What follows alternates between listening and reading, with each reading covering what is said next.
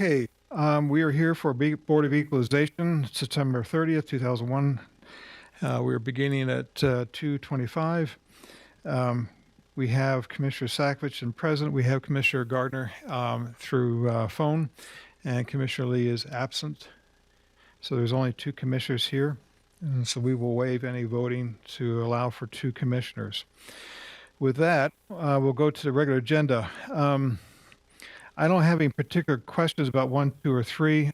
Commissioner Gardner, do you have any? Should we just make a motion to approve that, or do you have questions on any of those 3? I do not have any questions on items 1, 2, or 3, and I will make a motion to approve items 1, 2, and 3. Okay, I can second that. All in favor, say aye. Aye. Aye, for all 3.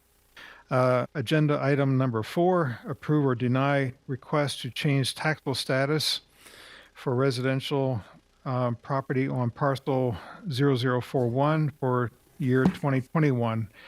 I have no particular comments or questions about that, and pretty much all of them appear to be straightforward, 4, 5, 6, and 7. Commissioner Gardner, do you have any comments or insights on any of those items? No, I don't. Is there anything that we're missing on this that the staff would like to provide any additional insight on any of these? I think they're all well documented. What seemed to be that to me as well. Then we have a motion for 4, 5, and 6, and 7. Yeah, I will move to approve items 4, 5, 6, and 7. And I can second that. All in favor, say aye. Aye. Aye. So that 4, 5, 6, and 7 passes. All approved. Item 8, I'd like to have some discussion on that. This is to approve or deny a petition to hear property valuation, appeal of property valuation after filing deadline for property parcel number 54-403-1101, recorded as Arrow Place Condominiums, LLC. Comments from staff on this? First off, I would like to clarify that there's actually about 90 parcels that are attached to this appeal, just for clarification. So 54-403-1101 is the first in a series of about 90 parcels. They are all listed within the body of the, on the documents of the appeal. We just didn't put all of them on there. We probably should have put as listed, but that's okay. Okay. As far as the staff from the auditor's office, the appellant filed this appeal after the filing deadline. They are listing their reason for being able to be approved for late as extraordinary or unanticipated circumstances. They provide an explanation that they were ill with the flu for a 45-day period between August 1st and September 15th, and unable to travel home from wherever they were at. They didn't list where they were at, to Utah, and got the appeals in the mail, got the valuation in the mail on 9/16. They then filed the appeal a few days later. They filed the appeal on 9/22. I believe Clarissa Reeve from the assessor's office had a conversation with this property owner. She has any additional information before the board has to make a decision, if you'd like to hear from that. I would like to point out that there are at least 2 partners in this development. I had a conference call with both of them, and the story that I received was that the gentleman who we were mailing the notices to moved and did not update his mailing address. When I told him that probably wouldn't pass the hurdle for getting the appeal, it sounds like probably where this other came from. I'm not doubting that he was sick, but I don't know, the circumstances. Have they been late in the past?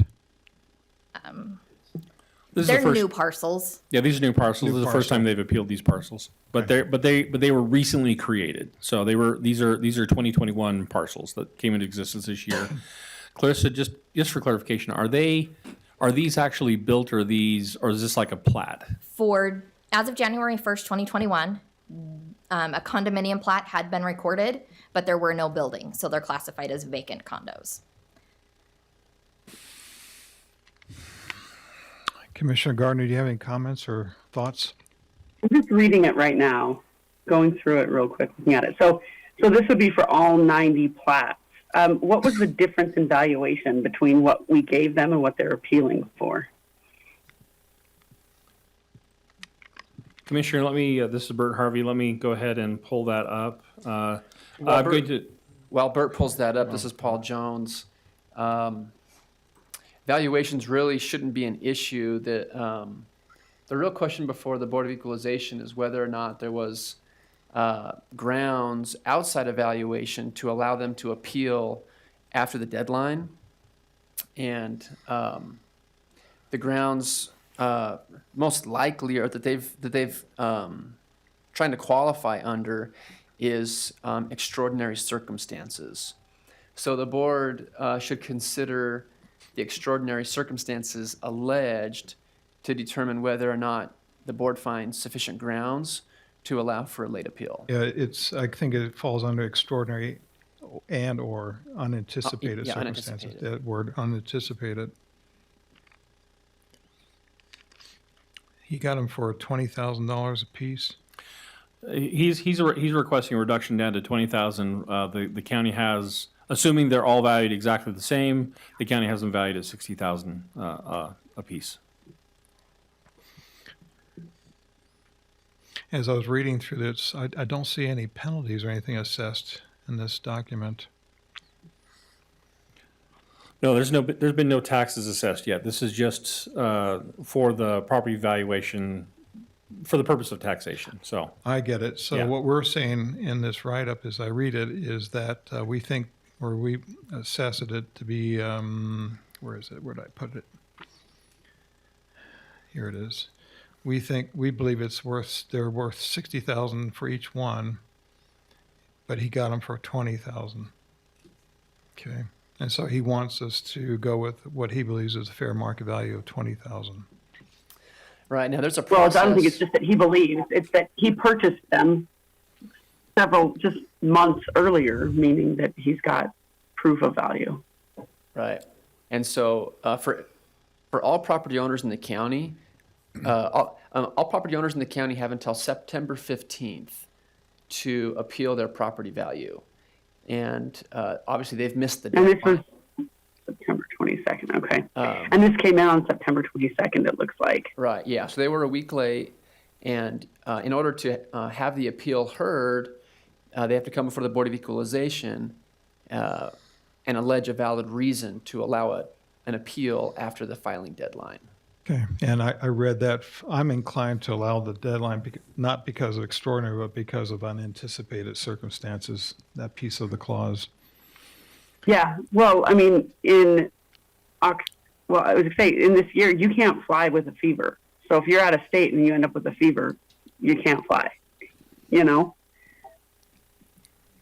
So, I would like to point out that I there would- are two business partners, so either one of them could file. They're developers, so they do own multiple properties in the state as well as in the county. They know what these deadlines are, and all of our notices are available online, And as well as the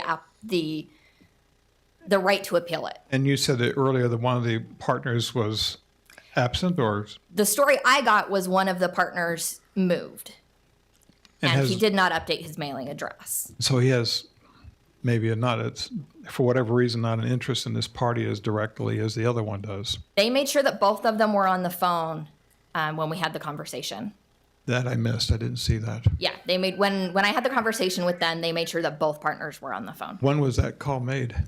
I want to say the 20th or 21st Of September? of September. Yeah. are any of them attending this meeting? I don't see them. Anyone here from this party, please raise your hand. Commissioners, no, we don't invite them to this meeting because the statute doesn't require that they attend a hearing. In fact, the statute doesn't even necessarily require that we hold a hearing on this. We've gone into this practice just because in prior years when we would do this as kind of as a group, commissioners had enough questions. We determined it was better. It was a better, more transparent process to handle each of these one-on-one. Basically, the application is their ability to appear. Okay. So what we're arguing here, well, not arguing, but what we're discussing here is whether to allow them to file after the deadline. That's the bottom line of this whole thing. Correct. Yeah, we're not getting into value today. Like, you don't need to determine whether the property is worth 60, 40, 20, or any other amount. It's only whether or not you'll allow them to pursue their appeal through the regular channel, filing late. Okay. And when you talked to them on the 21st, that's 6 days after the filing deadline, what was the comments from them? Initially they wanted to talk value, and I said, first, your first hurdle is going to be getting the hearing, because I can't adjust the value on my own. It has to go through this hearing process. So I kind of, walked them through, why were they late? What was their circumstances? And like I said, the story I got was that one of the partners had moved and he had not updated the mailing address. I don't see that it's been updated yet, so I don't know about their tax notices either. If Yeah, that it looks really like, is the case. under the extraordinary and unanticipated circumstances, the property owner was unable to file an appeal within the time period prescribed because of extraordinary and unanticipated circumstances that occurred during the period, and no co-owner of the property was capable of filing an appeal. The other person moved for whatever you reason see and that. either lost interest in it or thought that the other person would be the dominant owner of it and run the thing, and miscommunication. I'm inclined to approve it. Your thoughts, Commissioner Gardner? I'm inclined not to. When would we have mailed the notice out? The notices, I'm wondering. I'm trying to look. the notices. Like, they list all their parcels. Yeah, sorry, Bert, what was that? Sorry, Commissioner. The notices were mailed out. They're mailed out every year by July 22nd, but this year I believe the vendor got it out around like the 18th or 19th of July. So it went out of even a few days before the 22nd of July. And And they had until the 15th of September? they have until the 15th of September. Yeah. And when she talked to him 6 days later, the 21st of September, they were both engaged in a conversation, but one of the two partners had moved, and the one who's doing the appealing did not move. Like I said, their story has changed from the one I got on the phone with them.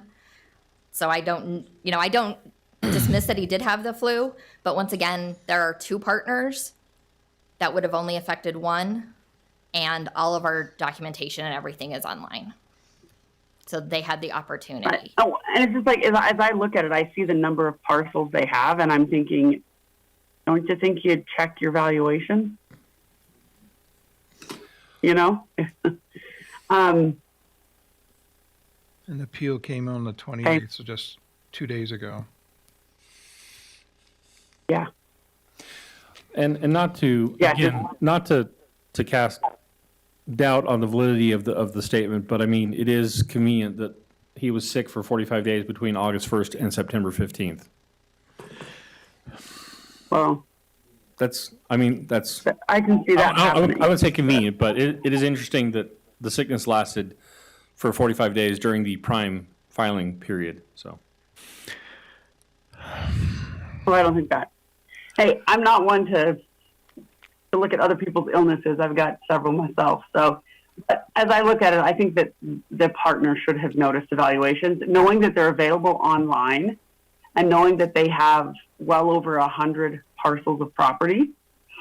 Do you think you'd check that? All right. I'm inclined not to approve the appeal. Yeah, I'm rereading all of this over again. Tired of rereading it and hearing your valid points. All right, I'll change my emotional state here, but I'm thinking that perhaps why the other person moved out without taking an interest in this much property, even if it's 20,000 apiece and there's 90 properties.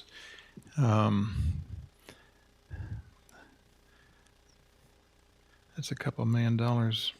Well, man. Right. I'll reverse myself. I'm inclined to deny the appeal. Yeah, me too.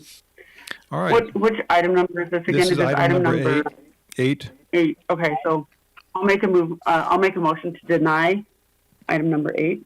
And I can second that. All in favor? Aye. Okay, aye. So that passes 2-0 as denied. Item number 9, this is a continuation from our last Board of Equalization, which was held August 26th, and it has to do with the JMMS Enterprises LLC. The last 4 is 0063. And staff, if you could do a presentation on this.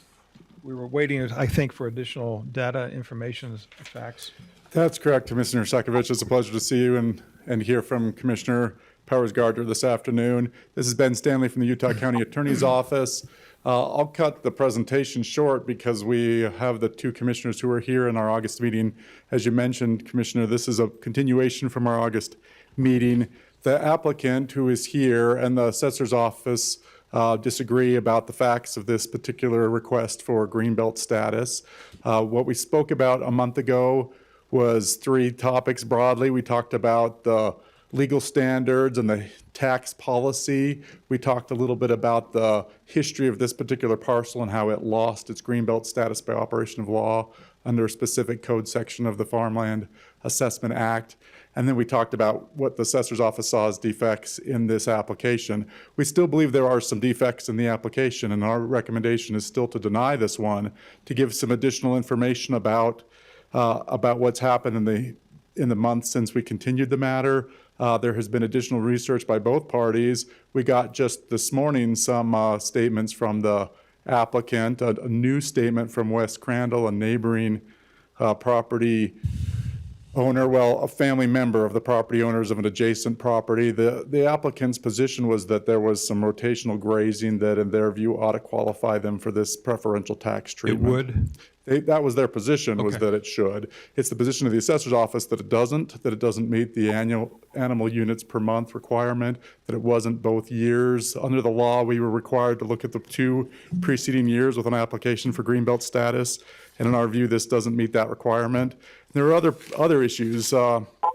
As we talked about a month ago, just to refresh everybody's memory, Article 13, Section 2 of the Utah State Constitution talks about the equal and uniform taxation requirement of our boards. That's why we have boards of equalization, to make sure that taxes are fair and equal. And whenever there's a deviation from an equal and uniform taxation, it has to be reviewed with strict scrutiny, strict application of that, strict interpretation of the code. The Farmland Assessment Act is one of those laws that allows a deviation from the equal assessment, but because that overburdens other taxpayers and because of the way that it violates the spirit of that equal and uniform taxation, we have to strictly interpret those sections. Somebody has to qualify as a matter of law. That's the position of the assessor's office, that this particular parcel does not qualify as a matter of law. One of the requirements, and this is found in Code Section 59.2.503, 1A, Romanet 1, capital A, is a requirement that the parcel be actively devoted to agricultural production. And this is something we talked about at length last month, but the concern of the assessor's office is that this parcel is not actively devoted to agricultural production. In another section of that same part of the code, B Romanet 2, it talks about how that that requirement is actually defined as a reasonable expectation of profit on the property. So it's got to be used for agricultural production, and it's got to be actively devoted to that cause, and it has to be done so with an expectation, a reasonable expectation that there be profit made. We had testimony last month that we'd like to share with the board again, just for your review, but we had a discussion about how this piece of property was not profitable, wasn't actively devoted to agricultural production, and wasn't profitable in agricultural production. The state road that's very busy that divides the JMMS property from the Crandall farms makes it very time-consuming, inconvenient, burdensome to try to graze in that area. There's a statement that was filed with the renewed application for this continued hearing today that suggests that there was some farming, and it's more specific than what was submitted a month ago, but it still is insufficient in the view of the assessor's office and the view of the attorney's office, and it still continues to contradict, for example, the statements of Calvin Crandall to the assessor's analyst who's spoken to that rancher who owns the Crandall property and runs that operation, who says that it did not happen in the last 2 years. There was not rotational grazing on this JMMS property, and that the land hasn't been actively devoted to agricultural production. But one of the important things as a legal matter is this requirement that in these last 2 years, there was a reasonable expectation of profit. And so to that end, I'm going to ask our staff here if they can play the video entitled Board of Equalization in a folder that's there on the, Yep, that's the one. If you can play that video for us. And I don't know if we can get the audio to work, but we definitely need the audio for this.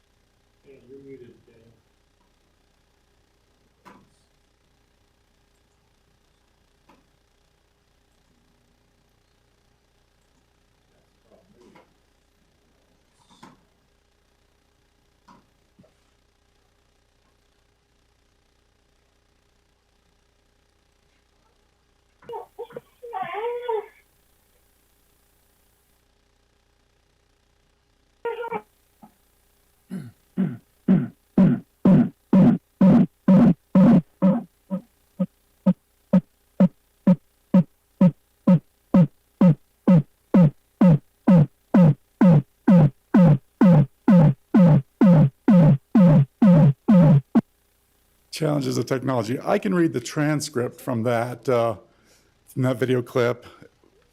It's more impactful when you hear it in the applicant's own words, but I'll just read the transcript.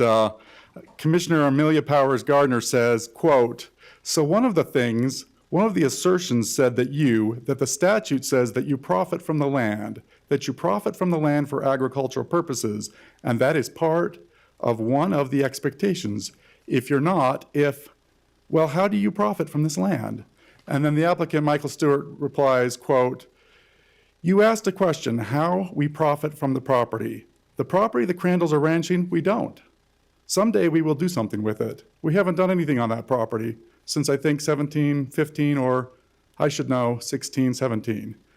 And that's the position of the assessor's office, is what the applicant said in his own words, was that this property has not been actively devoted to agricultural production since 16 or 17. It was actually on greenbelt status until 16, and so there is some evidence that there was water available and some money invested in the land. 2016, 2017, right? In those years, yeah. In those years, in the past, this property was on greenbelt status because we believe that the Crandalls were using it periodically for some grazing. But as the road became busier, as the use faded over time, as it became more and more involved to put up electric fences, and as our assessor's analyst testified a month ago, she makes regular visits out there. She drives by it on her daily commute, saw it on a weekly basis, and didn't see that use or those animals, those cattle that are allegedly rotationally grazed on that property.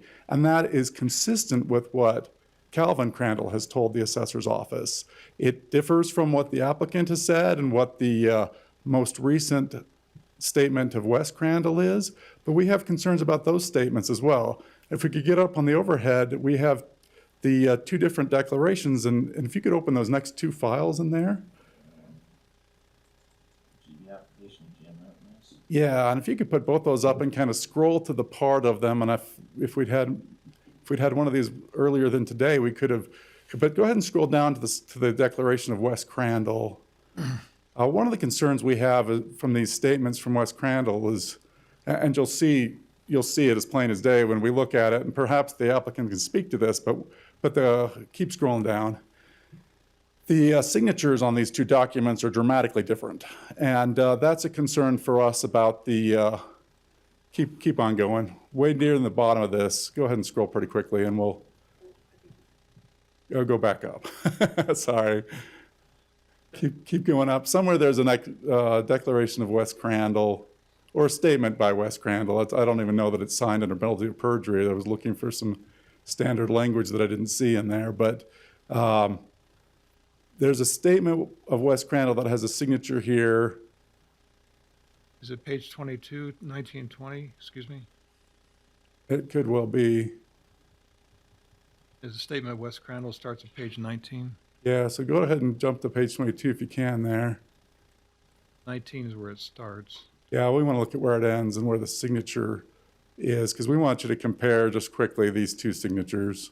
The signature's on page 20.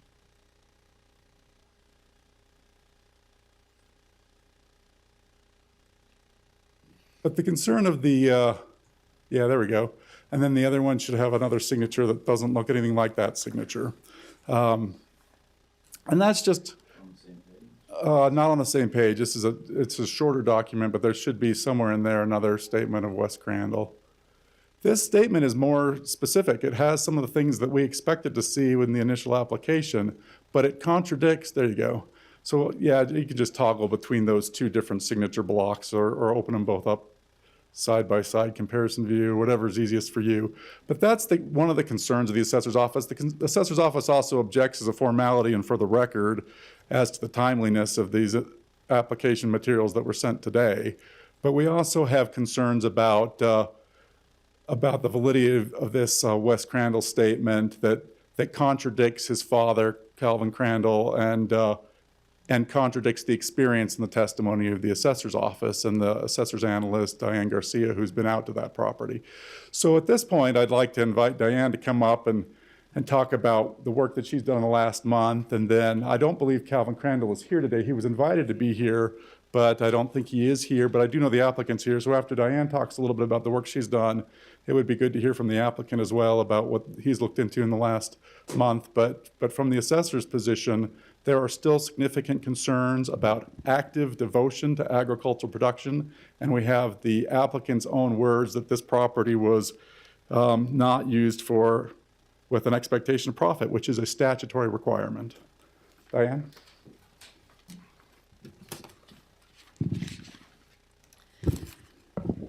Diane Garcia, Utah County Assessor's Office, Farmland Assessment Analyst. So I did locate the phone number for Calvin Crandall. I had asked the property owner of JMMS to get me the phone numbers of his lessees of Calvin Crandall, Wes Crandall, and Chase Crandall, so I could contact them and talk with them about, what their production was. I never received those phone numbers, so I had to track down the phone number for Calvin Crandall myself. Which normally when you do a Greenbelt application, 99% of all applicants give me their lessee information so that I can call them and talk to them. That's normal practice. And this was an obstacle for me to complete that. So talking with Calvin Crandall, he is the owner, co-owner with his brother of the Calvin Crandall Farms. They used to own this property years ago, and they sold it. When they sold it, they did retain the water shares, which water shares you can easily transfer anyway to other properties, and they also retained the water rights because they're very smart farmers, and they kept the water so that they could use that on other properties. So JMMS does not have any water rights as we established last month. So Calvin said that it was interesting because the minute I told him while I was calling, he actually took a deep sigh and he said, they do not qualify for Greenbelt. He said for years, the Crandalls did not use this piece of property, but the owner of JMMS called them recently and pleaded with them to put their cattle on so that he could qualify for Greenbelt. So Mr. Crandall said that they do not do any maintenance on it because this property is for development, and they are not going to invest any money in fencing or cleaning out the irrigation ditch or reseeding or fertilizing or any amount of money or time that they're going to put into this because they know that at any time it will be developed and that's the purpose of it. He also brought up the fact that half of it was piles of leftover construction piles from the condos being built the south side of the property. So Mr. Crandall refers to this property as the Big Meadow. He said that's what his dad always referred to it because this property had been in the family for years. And so he calls it the Big Meadow. He said that this last year, 2021, that he irrigated it once, which contradicts the letter that was just received from West Crandall today that said they irrigate it every 2 weeks. That is not what Calvin Crandall said. And he said that this year in 2021, because the landowner had requested, please help me qualify for Greenbelt, they ran 125 head, and he said they were the replacement heifers, 125 head for 10 days. And he said those 10 days were at the end of June and beginning of July. And so I did the calculation of the AUMs, and that does not get them to what they need to. They're 12 days short. Also, we still have the issue that half of this property is not agricultural property at all. And that was a concern that Mr. Crandall brought up. He is on the Springville Irrigation Company Board. He also is a past president of the Utah County Farm Bureau, and he is highly concerned of properties like this qualifying for green belts where he believes they do not meet the requirement and that it gives farmers a bad name. So he was going to be here today. He had put it on his calendar. I tried to get a hold of him right before and left a message for him. He was willing to come here and explain all of that to you, which I would really appreciate that because you hear it straight from the person. I also asked him if Wes or Chase Crandall were going to contradict what he told me, and he said no, because that's what really happened. And then today we get this statement from Wes Crandall, which totally contradicts what his father had said. So I don't know. It makes you wonder, what to believe. I mean, I believe Calvin Crandall. I know him. I've known him for years. He has no reason to lie, but because there's so many discrepancies and so many issues around this, I would say deny it and let it go to the state, and they can appeal to the state. And we can have Calvin Crandall testify up at the state hearing. Thanks, Diane. So again, from the perspective of the assessor's office, there are a number of defects remaining with the application, but fundamentally, the requirements from the State Tax Commission are that decisions of the Board of Equalization be based on evidence, be based on facts, not be based on speculation. And the facts based on the testimony of the assessor's analyst who's been out to the property is that there was perhaps in one of those 2 years recently now at the insistence of the property owner an effort to get cattle out there for the appearance of a agricultural production. But what the law requires is an active devotion to agricultural production with an expectation of profit. In the olden days, we used to require that a person bring in $1,000 of profits, that they could show that they'd made at least $1,000. The state felt like that was unfair to people that really, truly were trying to turn a profit and just had a terrible year and couldn't make money or whatever. I mean, there were a variety of reasons why the legislature changed that. Now they just say you've got to have this expectation of profit, and you've got to have this active devotion to agricultural production. What they don't want is somebody who has an active devotion to getting a tax break. And that's the concern that the assessor's office has. It's the reason why the application was denied. It's the reason why the assessor's office believes the application should still be denied. And the applicant's own words from that meeting last month, he hasn't done anything with this property. He doesn't intend to do agricultural production with this property. He's offered with an unwritten lease to let somebody else graze it if they want to with no expectation and no charge, no fee for that, because the interest there is not agricultural production. The interest there is tax break. And that's what concerns the tax commission. It's what concerns the state and the county assessor's office, and is the reason why this application was denied. And so in our view, it should continue to be denied. This board doesn't really have a choice as a matter of law. This is not qualifying under the definitional requirements of agricultural production. And so with that, let's hear from I think that you're making an assertion that is not necessarily true. I think you're looking at the facts from your standpoint, and I think for you to demand what we do based off of your opinion is really not appropriate or acceptable, Ben. But going back to what Diane was saying, Diane, you said you figured the agricultural production of that property. Did you figure the property as all of it being irrigated property, or half of it being dry farm and half of it being not dry farm? I calculated it as all of it being irrigated for, due to Calvin Crandall saying that they always used to irrigate both sides of it, and it could be irrigated if the landowner did not pile a bunch of junk and leftover construction equipment there. So I don't really care what used to happen on a piece of property. I care if there's currently water shares to water that piece of property. So I'm going to ask the question one more time. Did you figure it for half of it dry and half of it wet, or all of it wet? All of it irrigated because it has the capability of being irrigated.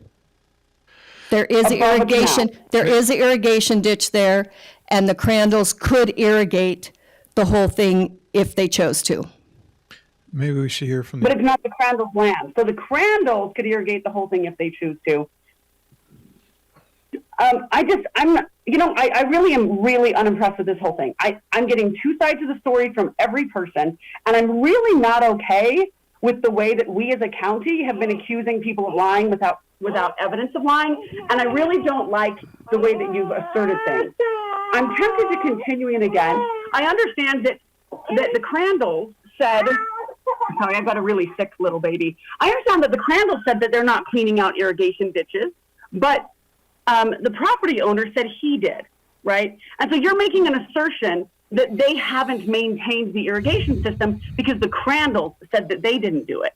But then the property owner tells us that he did do it. And I asked him for receipts for that, and I would like to see the receipts before I make a decision on that.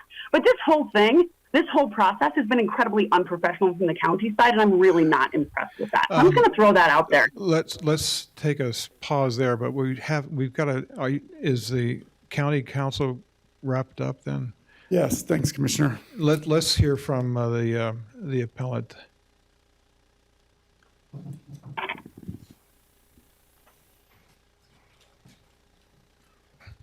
Thank you, Commissioners. I appreciate this opportunity, again, to be in front of you and speak about this matter. Our presentation is up. Thank you, Daniel. Before we get into that, I think there's one thing I want to point out. In 1989, in a very hotly contested case before the Utah Supreme Court, and I'll give you the background facts on this because I think it goes to what this is really about. So Kennecott Copper, a very smart organization, realized there were a few things they could do with their land. During the summer, they could use it for agricultural purposes. During the winter, they could use it for non-agricultural purposes. And Salt Lake County said, "Hey, you can't do that. You know, it's not actively devoted." And the Supreme Court came down and said, well, they're hitting the AUMs, they're hitting the standard during the months they're using it for agriculture. So even if it's not always used for it, it's used enough. And that's the standard. And the court in that case then went on to make this statement. In fact, our practice is to construe taxation statutes liberally in favor of the taxpayer, leaving it to the legislature to clarify an intent to be more restrictive if such intent exists. And I think that's the legal standard that the commissioners need to start from today. Daniel, if we could put that presentation up. All right, thank you. All right, as has been well established, this is a continuation from August, and there were two issues that Commissioner Gardner ended with and that we're going to hit hard in our presentation today. Number one is, what pictures do we have of cattle on the land over the last 2 years? And number two is, what about the water? I think the water issue is resolved. It's the Crandall's water, they're using it. And as the declaration that we filed today from Wes Crandall, a signed statement executed under penalty of perjury, says they're using Springville irrigation or strawberry water depending on the day. All right, if you could go ahead, Daniel, and go through those. All right, there it is. Go ahead, next one. I think we all remember the parcel. It's over there just behind the Cracker Barrel west of I-15 in Springville. That's 400 South. It's kind of looping to the southwest there, Highway 77 that divides the two pieces of property, or it divides the property at issue today, the JMMS property, with the Crandall property that they also use. There's a couple parcels there. Okay, so go ahead, Daniel. I've got a series of pictures here from 2018 to set kind of the story before we get into the 2019 photos. First of all, this is looking south and southwest. Throughout this period, the Crandalls have used electric fence, and in the declaration today, Wes explained they use the electric fence for a couple reasons. It's easy to move, it's temporary, and we'll show a couple pictures about why that makes sense. You can see it there in that picture on what is my right. I assume as you're looking at it, it's your right as well. And you can see also, I think this first picture, the picture on the right, makes a good thing in that the grass there next to the road is feed grass, even though it's outside the fence.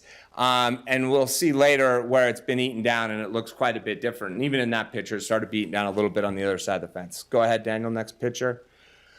Again, a great shot of the electric fence. Again, this is from 2018, but you can see the herd in the background. Go ahead, next picture. Again, another shot of the electric fence. This is a shot with it eaten down there in June. Go ahead. Again, more shots of the cows bedded down, eaten down. Now, here we come to May 21st, 2019. Now, 2019 is the first year that really counts. You can see the head of cattle back there and to the left. We are looking basically due east at Camel's Back right now in Springville. Elbow Creek Canyon's there, the right side of that photograph. You can see even by May 21st, it's been eaten down a little bit. You can see there's a bunch of cows. Go ahead, next. Here, same picture, only this time, or same day. This time we are looking west towards West Mountain. Now, I think it's an important point to make. At the last hearing, as I read through the transcript, there was a lot of discussion about that barn. That barn is the Crandall barn. You can see the truck that's kind of at the end of that oblong circle. It's going through on State Highway 77. Cows are on this side of the truck. You can see the herd. Again, this is the same picture we looked at a minute ago. Or this picture is taken the same day. Go ahead, go on the next one. And same thing, all on May 19th. I think you get the picture of May 21st, 2019 of the number of cattle there. Also, you can see the electrical fence. Again, as it was pointed out in our declaration, or in Wes's declaration, the fence is there, it's easy to use, it's cheap, and I'll show you why they do that even better here in a minute. Okay, do you want to go to the next one? At the last hearing, the other side of the county put up that photo on the left, and they made the claim that there hadn't been cows there in 2019. Now, I don't dispute, there were no cows there on April 19th, 2019, but there were on May 21st, 2019. And it's never been our position that there's cows there every day. In fact, any rancher knows cows on the same field every day for a year is a disaster. It's always been our position. They've been rotational. They rotate them. Go ahead, next picture. Again, May 19th, 2019. Again, April 19th, or May 21st, 2019, the cows are there. April 19th, 2019, they're not there. This assertion at the last hearing that they haven't been there for 2 years is just flat out wrong and disproved by photographic evidence. Next. This picture on the left, we added it for a couple reasons. First of all, I want to make it clear that that is not the JMMS property, but that's just a picture taken looking the other way onto some of the Crandall property. You can see the impact of the grazing there on that left side of the red dotted line. You can see the grass that hasn't been grazed. And Commissioner Gardner brought up last time about pictures of where it's been eaten down. As Wes Crandall's declaration makes clear, we don't cut this. This is not a cut area. So if the grass is down, it's down because it's been eaten.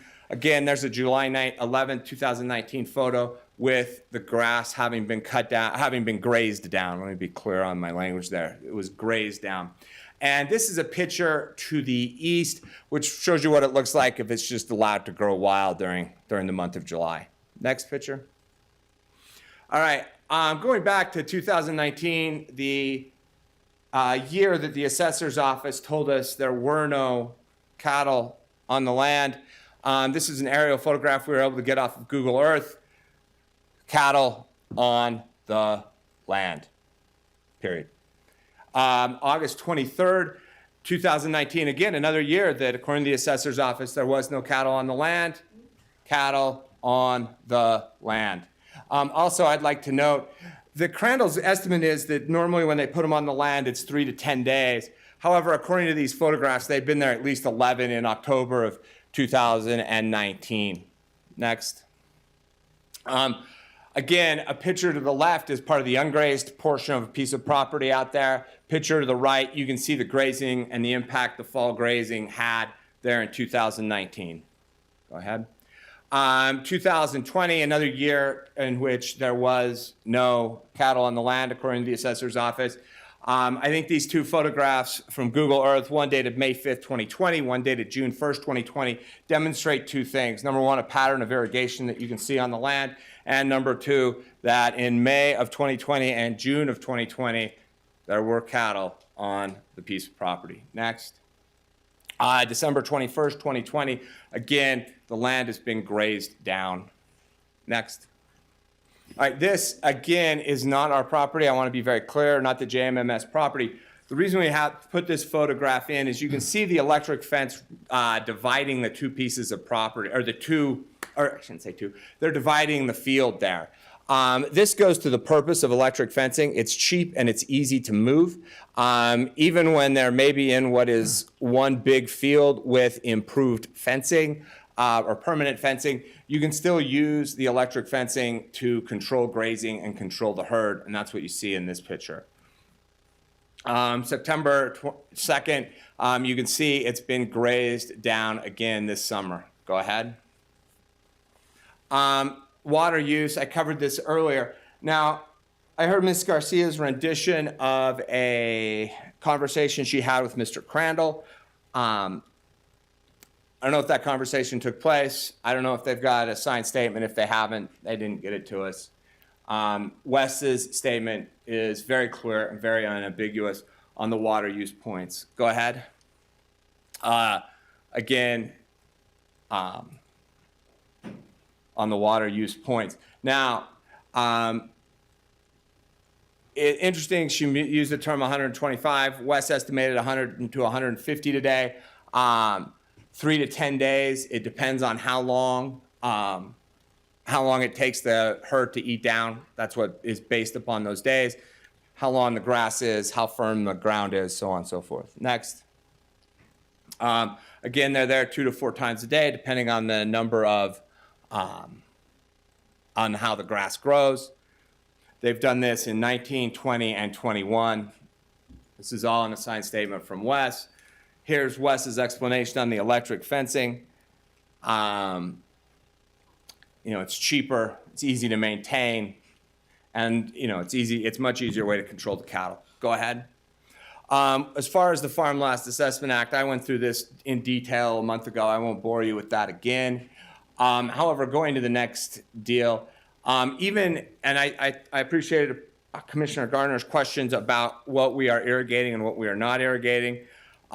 It's our estimate, and I will tell you, we had a surveyor look. It's his estimate that approximately 1/3 is not irrigated. He did that based upon some Google Earth images and some software he has. He came up with about 34% of the parcel is not irrigated. We'd need 67 cows for 1 month. Doing the declaration, we have doing the numbers, we're well past that for the 2 years in question, and again this year. Obviously, we'd like our application granted at this time. With respect to the calling in to question Wes's signature, I would say that the first one was signed electronically and the second one was signed in person. If the commissioners would like something more on that, I'm happy to get a signed statement saying that's what happened. Anyway, I have nothing further at this time. I believe we've answered the 2 questions that were thrown at us at the end of last time's hearing. If there are any more questions, I'm happy to entertain those at this time. Oh, there was one more point I wanted to address. A lot was made about profitability. The Crandalls, and this is in Wes's declaration, this piece of property, they profit from it because the herd rotates through it. They run their cow-calf operation, which is part of what they use to survive as a family and an operation. It's part of their profit margin and profit operation. And I don't know what more you could do other than feed your cows there to be profitable. I don't have anything more at this time. Pending your question, Thank you. sir. Any more comments from the county? Sure. Thank you, Commissioner. It's Ben Stanley again from the County Attorney's Office. I just read the language here. Utah Code annotated 592-5024A says land in agricultural use means land devoted to the raising of useful plants and animals with a reasonable expectation of profit.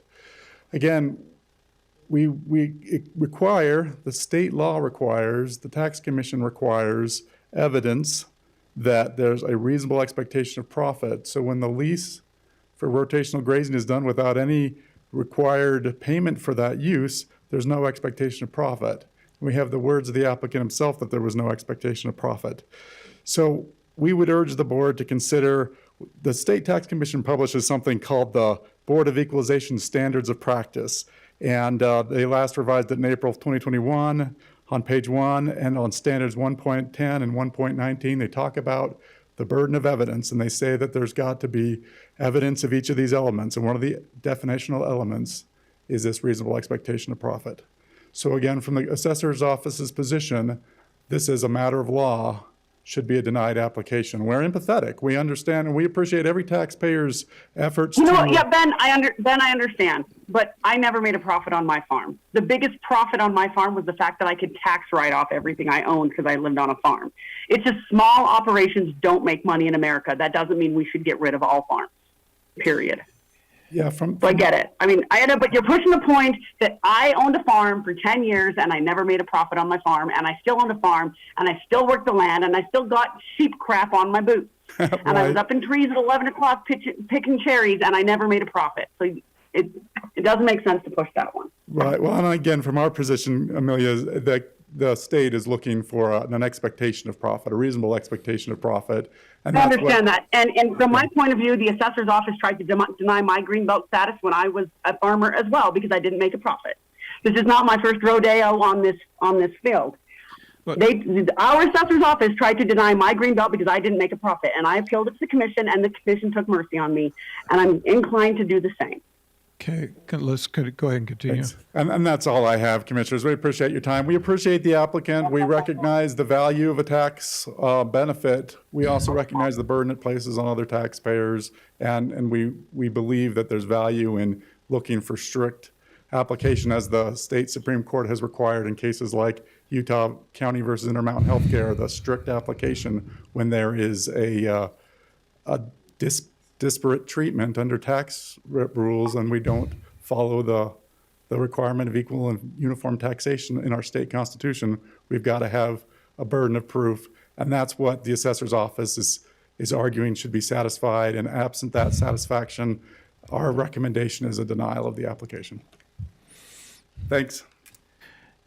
Any other comments from the owners? Yes, sir. Okay.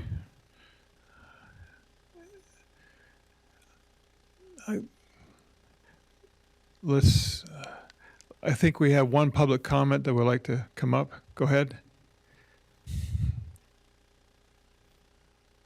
I can't see anybody. I just had my eyes dilated. So, Bert, you can remember you can't see me right now, so it's okay. Anyway, my name is Vic Devano. And Amelia, I agree with you because in my land that I have in the county here, which not all is under my name or my company's name, we barter. And barter is profit. When you barter something, it's profitability. It's not just cash. So I have a guy who lives in a house that $48,000 of damage was done 10 years ago. He's been fixing that house up, and we've been growing crops. We've been growing grumman, we've been growing corn. We've had a year off. Every 5 years, we take a year off. We go ahead and we scrub it. We fertilize it for the next season so we can have a better yield, in which we do. And I'm on, these two properties are in Spanish Fork, and they're smaller. One is, with the house on it, it's like 8 acres. Another one, is like about 10.3 acres. And I allowed the state not to do any crops or run the sheep. I was having horses and sheep up on the property, and people move in and out of the sheep. It was right next to the golf course. And they brought their own things with them. So I was declared in 2019, apparently, and I went and talked to Chris about it, and he said, well, no, that's not accurate, because I have pictures of all the stuff we did, but I have traded. I didn't sell. I traded the Grumman, and I traded the corn and everything else for their animals, and I had sheep come, and I've had cattle come, and I've had horses come, and with all of these people, because we're in the construction trades together, we have traded, and that is profit. It's what we do. I'm just saying, so Amelia, you're right. To tax and just burden small farmers, all of our small businesses are being burdened right now. So we're going to drive everybody else out? Is this what we want to do when it's a legitimate deal? And there are times that, that like I said, I agree. Every 5th year, every 6th year, I let my land lay low, we scrub it, and we go ahead and we fertilize it, and we wait a year because it's more fertile. I grew the best pumpkin crop in the valley with large pumpkins on it that Arizona came and got them all out of 7 acres. And they did 4 trucks of 40 foot, 8 foot high.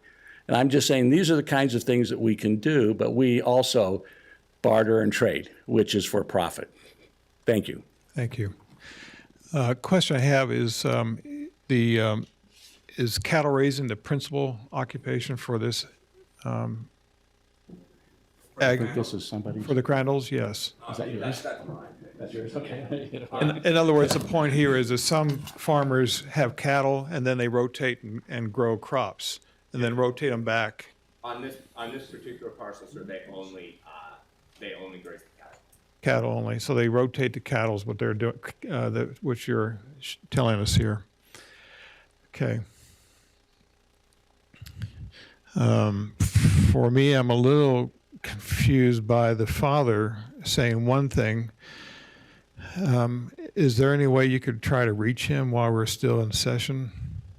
Try to go call him right now. Do you have your phone with you there? I only have, I only have about 8 minutes before I need to go.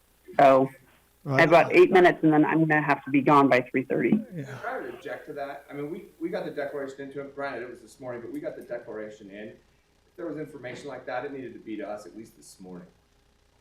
Yeah, see, and I was going to make the point that it is a little odd to me that the father and the son allegedly have conflicting statements. But the thing is, only the son has provided us a written statement.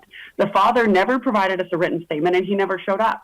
I'm inclined to go off of the written statements and the evidence we have, and then if the ground isn't worked moving forward, it'll come up on a reevaluation on Greenbelt again, and then maybe if the father feels that strongly about it as the former chairman of the Farm Bureau, then he can give us a written statement at that time.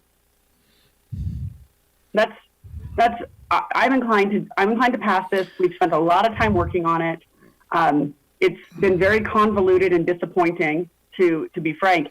I'm tempted to just approve, and then we'll keep an eye on it. If they're not actively putting cattle on it, then it'll come up again, and then the father will have an opportunity to make his statement. And the next time that father would have the statement would be a year from now. Yeah.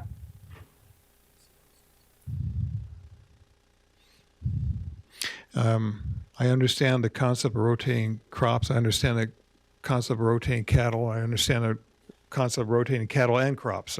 I can see that. And the piece that's on the south end, that's abuts the development area. I can see where that piece might not be in use. With that, one comment on that, Commissioner, is that when we run the numbers, we're including that part of the parcel in it. And it's very important to note that in the statute, it talks about the land. It does not talk about, every square inch has to be used. And we run it for the whole 34.56 or whatever acres it is. So we have the AUMs built in to cover that part of the land, even if at certain times it's not being used. Okay. For my part, I appreciate the work the assessor has been doing, trying to be diligent with all of this. And I also hear what the owners are also saying. And I see both perspectives rather well. And so the assessor, I think, has been trying to do their part very professionally and very well, trying to provide as accurate information, as timely information as they possibly can. And so for that, thank you. Is there any additional counsel from the staff here? Paul Jones, do you have anything you want to add to this discussion? No, I don't have anything to add. If you want me to kind of put the decision and kind of frame it for you, basically the Board of Equalization needs to decide.